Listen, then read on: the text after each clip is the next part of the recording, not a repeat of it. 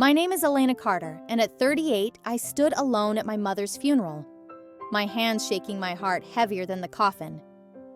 The pain was deep, but it wasn't just the loss of my mother. It was the fear of seeing my sister Sienna. 6 years ago, she didn't just betray me, she stole Nathan, my fiancé, my future, and disappeared. I haven't seen either of them since, until today. She walked in flashing her diamond ring, a cruel smirk. But I didn't cry. I didn't flinch. Because what she didn't know was that there was someone else standing next to me now, and it wasn't just anyone. Before I tell you how pale her face was when she saw who I married, are you ready? If so, comment number 1 so we can get on with this video. You don't want to miss it. Our story begins with a dinner that ended our sisterhood. My sister, Sienna Carter. You always had everything first, Elena. The grades, the job, the apartment. This time, I had it first. It started out crazy when the man I loved and the sister I trusted the most betrayed me. Can you believe it? My sister stole the boyfriend I loved for years. The cold words give Nathan to me. I love him, Sienna said. I froze in a blank, broken mind.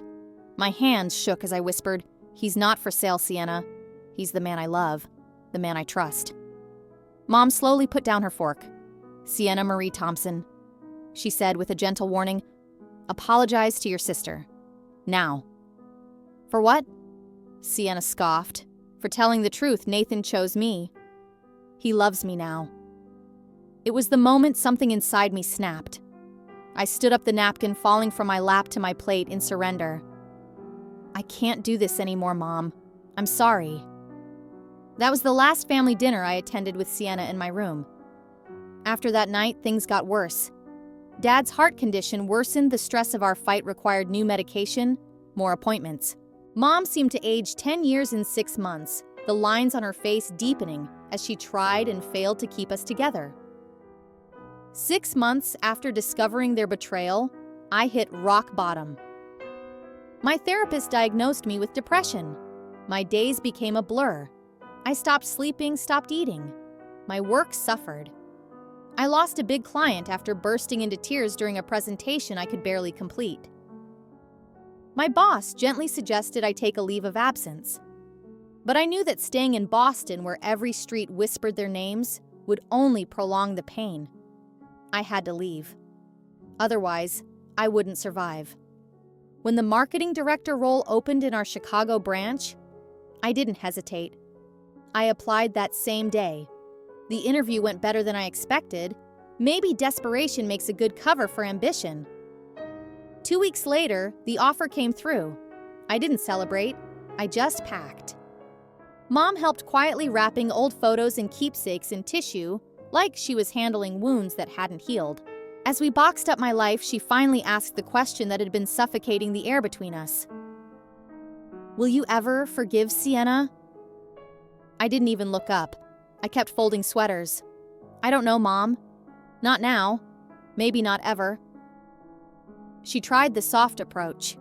Forgiveness isn't about whether they deserve it. It's about freeing yourself. I clenched my jaw. I am freeing myself. I'm leaving. Her voice broke a little as she sat beside me. Running away isn't healing, sweetheart. Tears burned, but I held them back. I need distance just to breathe. Can you respect that? She nodded, pulling me into a hug. Promise you'll call. Promise you won't shut us out. I promise I lied. Saying goodbye to my parents gutted me more than I thought it would. Dad hugged me longer than usual, his voice rough. Go build a life so damn good they choke on it. Chicago was cold physically and emotionally. My studio apartment felt like a punishment. I worked overtime just to avoid going home to silence eating takeout, hunched over a laptop, collapsing into bed with a numb heart. And then the knife twisted deeper. Mom called on a gray Sunday. Her voice careful, too careful. Elena, I didn't want you to find out online. Sienna and Nathan got married yesterday. Civil ceremony. Boston society pages. The smug photo of them outside the courthouse, her, in white, my engagement ring catching the light on her finger. It felt like a punch I never saw coming. That night, I hit rock bottom. 1 bottle of wine, 24 old photos, 100 tears I couldn't stop. I called in sick the next day. I couldn't face the world. But as the morning crept in, something hardened inside me. This ends now. No more giving them space in my head. I deleted every photo, blocked them both on everything, took the longest shower of my life, and watched the bitterness slide off me like filth down the drain. At work, I went all in. Late nights, early mornings. My boss noticed. I started getting better clients, bigger meetings. I wasn't just surviving, I was proving something. Madison Reynolds, our HR director, became my first real friend in the city. She pulled me into her book club, introduced me to women who didn't smile with knives in their hands. She tried to set me up more than once. I turned every offer down. I wasn't ready. Vulnerability wasn't an option. Not yet. Not after them. And honestly, maybe never. When the marketing director position opened up in our Chicago office, I didn't hesitate. I applied that day. The interview went better than I expected. Perhaps desperation is a good cover for ambition. 2 weeks later, the offer was accepted. I didn't celebrate. I just packed. Mom helped silently wrapping old photos and keepsakes in tissue paper, as if she were tending to unhealed wounds.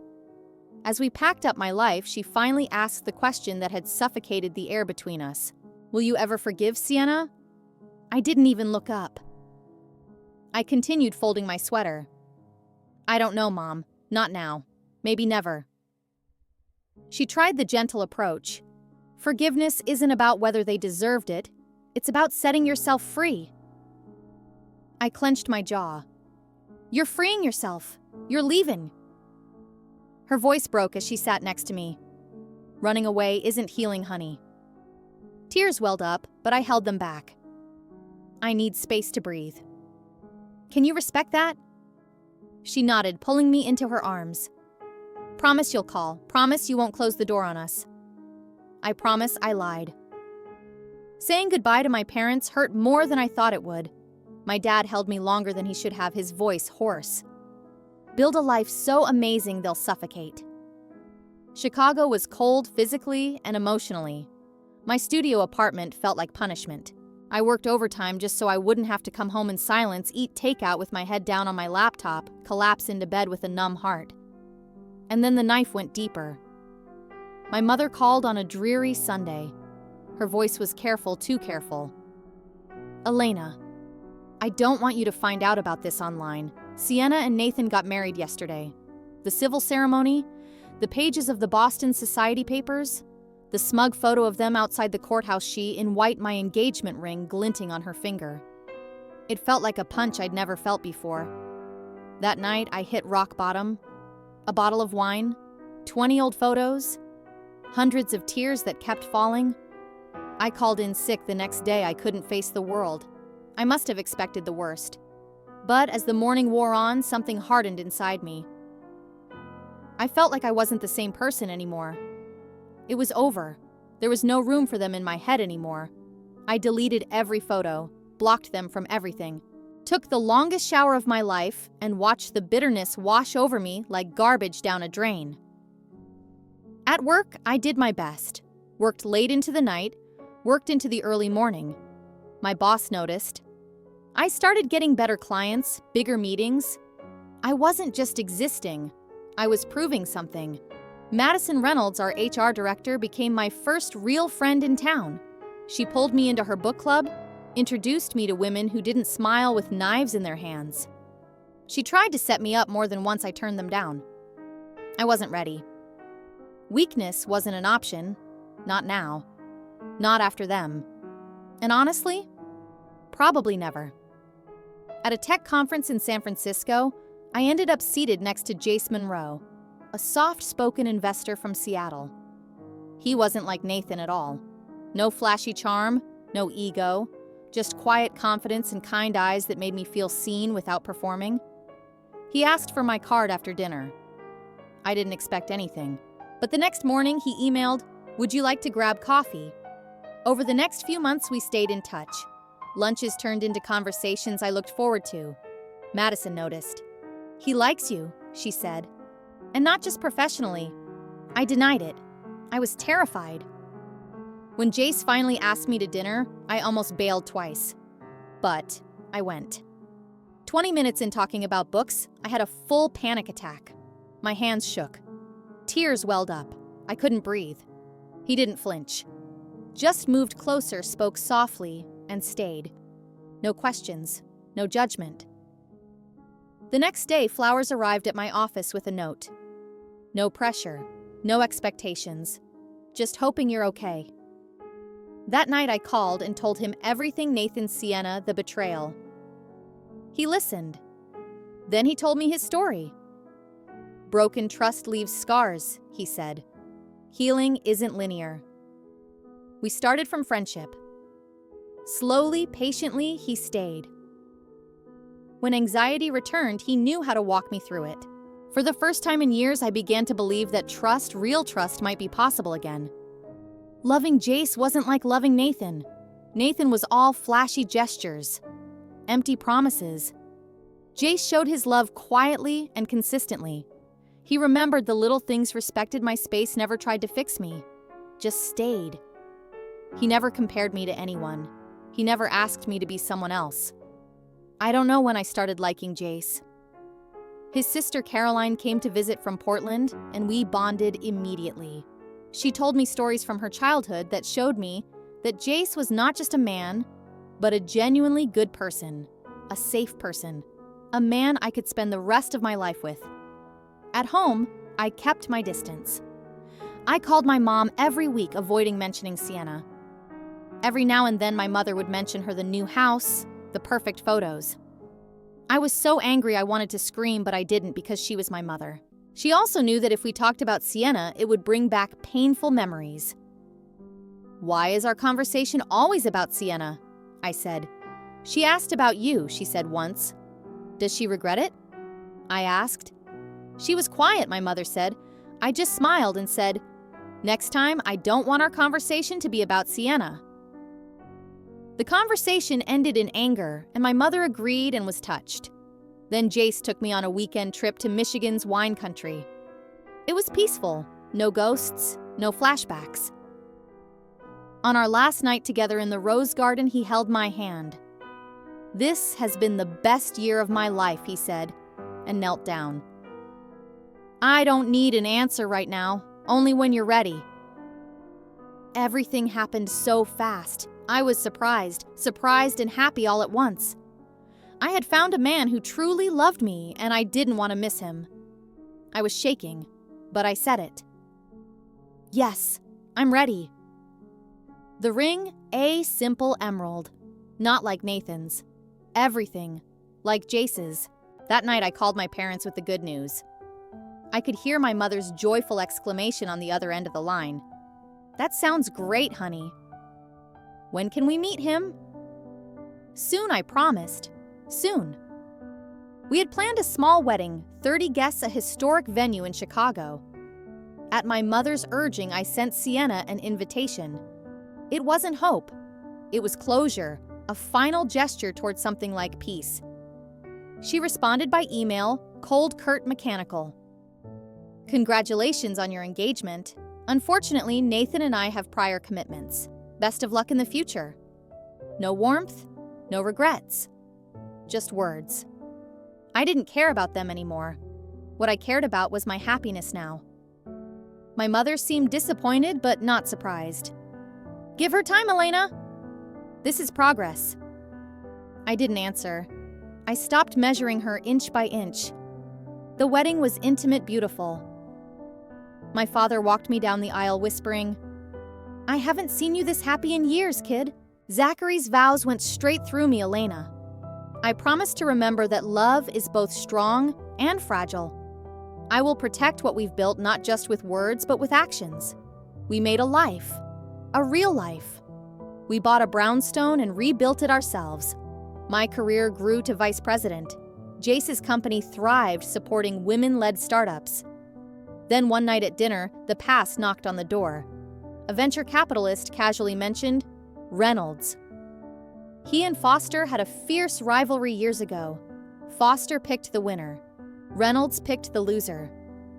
My stomach clenched, a little nervous and jealous. That night, I asked Jace. "I was going to tell you," he said. "I knew who you were when we met.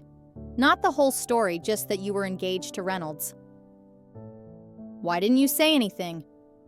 "Because I wanted you to know who you were, not a shadow of me." I didn't feel betrayed. I felt in tune, like the universe had delivered justice at the right time. 2 years after we got married, we started trying to have a baby, but hope was fading month after month. Prenatal appointments were filled with silence, frustration, and tears. I wanted a baby so badly, but it was unfair that the lack of results made me feel hopeless. All the while, Jace was steadfast, present, unwavering. Then the call came and it all came crashing down. Mom, cancer, aggressive. When I heard the news, I felt like I was suffocating, crying and muttering. Why does everything bad happen to me? We flew to Boston the next morning. I moved back into my childhood home. Jace came every weekend to support me, and there were days when Dad barely spoke. In the final weeks of her life, my mother spoke as if time were on fire. "I wish you and Sienna could find peace," she whispered one night as I adjusted her pillow. "Life is too short for this distance." "I know," I said, my throat tightening. "Promise me you'll try Elena. Not for her, but for you. And maybe a little for your old mother." I promised. Not because I believed in healing, because I wanted her to die peacefully. She died 3 days later. Jace, Dad, and I held her hands as she took her last breath. I called Sienna for the first time in years. Trach mok taisao, like Hongjen, the miki ba bi ben. Nhu mot loi tong bao. "She's gone," I said. The line went silent. Then I heard her gasp. "I'll be there in an hour," she said. Her voice was strained.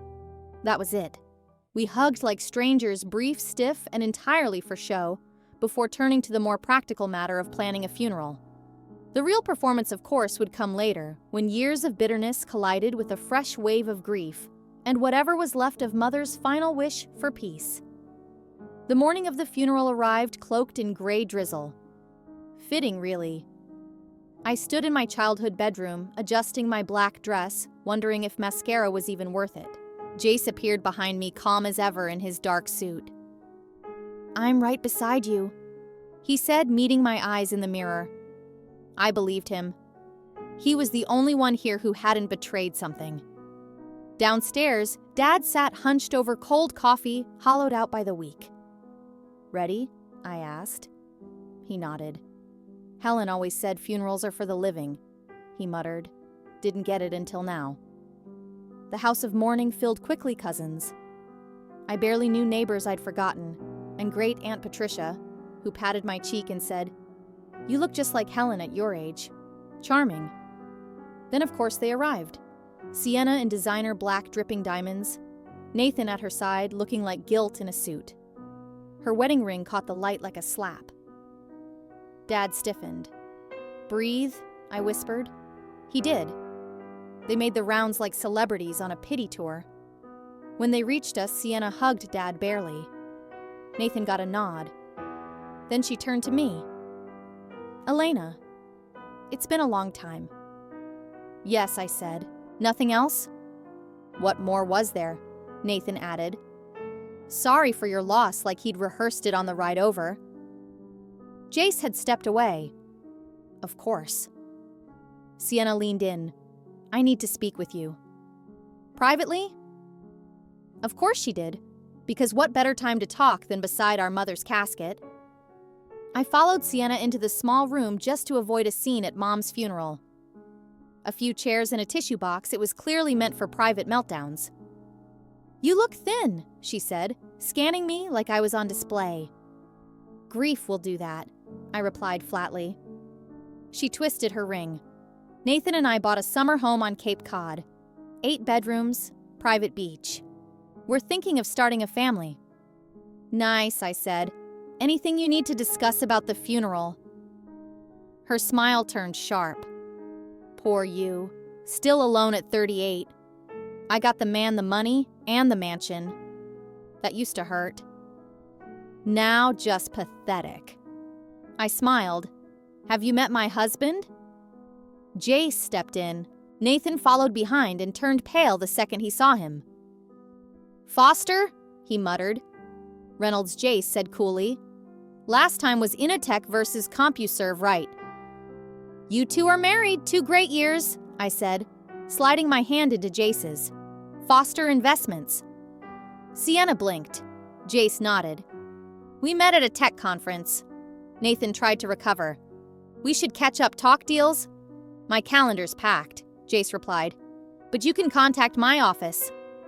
The funeral director arrived just in time. As we walked out, whispers rippled, everyone clearly recognizing who Jace was. Then Dad clutched his chest. Dad? I cried. Jace moved fast, calling for help. It wasn't a heart attack, just stress. Surprisingly, Sienna followed, visibly shaken. Is he okay? Should we call an ambulance? He's stable, I said, not expecting her concern. For 20 quiet minutes, we sat together. Not reconciled, just united by love for the same man. When Dad insisted the service go on, we returned. The funeral was heartbreaking and beautiful. I delivered the eulogy honoring Mom's strength, her grace, and her love, even when we didn't deserve it. After I finished my eulogy, Sienna stood to speak but barely got through a few lines before tears overtook her. Instinctively, I walked over and placed a hand on her back. It's okay, I whispered. She composed herself and shared childhood memories that brought both laughter and tears. At the cemetery, rain fell gently. Nathan stood apart, checking his watch. Sienna stayed close to Dad, her usual bravado replaced by real grief. Back at the house, the reception was crowded. Nathan drank too much, clearly uncomfortable, as Jace chatted easily with mutual business contacts. Whispers of Nathan's company struggles made me wonder if Sienna's earlier boasting was a cover. I focused on what mattered, supporting Dad, honoring Mom. As guests left, I noticed Sienna watching me. Her gaze was softer than usual, but unreadable. The next day, Jace returned to Chicago. I stayed behind to help Dad and found him in the garden with Mom's photo album. She labeled everything he said quietly. That afternoon, I began sorting through her things dresses, full of memories, pieces of a life well lived. In her bedside drawer, I found a journal. The final entry read, "My greatest regret is leaving with my girls still estranged." That evening, the doorbell rang. It was Sienna, alone. "Can I come in?" she asked. We sat in silence over coffee until she finally spoke. "I'm sorry. What I said at the funeral was cruel." I nodded, but said nothing. Then she added, "I saw Mom's journal too. Her last wish was for us to reconcile. I told her that takes more than just showing up. It takes honesty." Tears welled up. "You want honesty? I'm miserable, Elena." And then everything came spilling out. Nathan had changed after the wedding, becoming cold and controlling. His company was drowning in debt. The perfect life. A facade built to survive. And for the first time in years, she didn't look like my enemy. Just my sister, broken, and finally telling the truth. He monitors my spending checks, my phone questions, everything I do. Sienna finally confessed, her voice barely above a whisper. "So Nathan the golden boy turned into a glorified warden," I said, unable to hide the bitterness. "How romantic." She didn't flinch. "He's not the man I thought he was." Maybe he never was. Then why stay? Because admitting I ruined my sister's life for a lie is worse than living it. She looked down. "And the prenup. If I leave, I walk away with nothing but my shame." I didn't say anything. I just slid Mom's journal across the table. Sienna read slowly, her hands trembling. As she reached the final entry, tears spilled down her cheeks, the raw, unfiltered kind that come from a soul cracking open. She knew, she whispered. She saw through all of it. Through me, she always did. I said quietly. "I've hated myself for years," she continued, her voice breaking. Every time Mom mentioned your name, every time she bragged about your work, your life, I felt it. The guilt, like a stone pressing on my chest. She looked at me, eyes bloodshot. I'm leaving him, Elena. I've already started working with a lawyer. I can't live in this lie anymore. For the first time, I saw her not as the sister who betrayed me, but as a woman drowning in the consequences of her choices. I didn't feel pity, but I did feel something close to clarity. The life she stole had turned into her own punishment. We spent the rest of the day going through Mom's belongings in silence. No grand reunion, just shared grief. Sienna told stories I hadn't thought about in years, and for a moment the past didn't sting as much. As she left, she paused at the door. You seem happy now. I am, I said without hesitation. Tears welled in her eyes. Good. One of us should be. She walked away with slumped shoulders, and for once her pain looked real. And honestly, she earned it. This is my story. But don't get carried away, because the story I just told is just the beginning of a drama that is still unfolding, and I will reveal the next part to you. Stay tuned so you don't miss it if you are interested. I haven't seen Nathan in years, not since the betrayal, the wedding, the lies.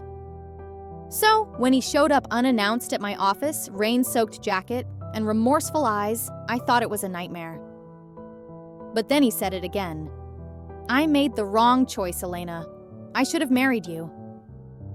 And just like that, my buried past resurfaced. What he didn't know was that the woman he left behind, she no longer existed. Thank you for watching the whole video.